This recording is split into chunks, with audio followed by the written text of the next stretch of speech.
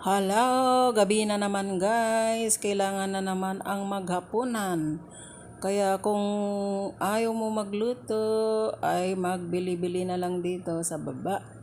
Ayan ang guys, ang pagpipilian dito, mga Taiwanese food guys.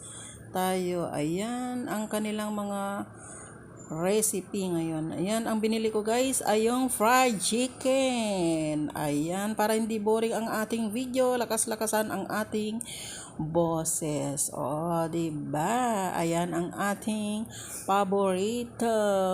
Ayan ang lechon manok ng Taiwan. Napakasarap niyan guys.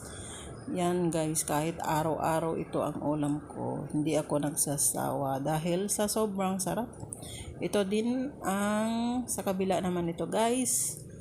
Ayan, mga pork, ay mga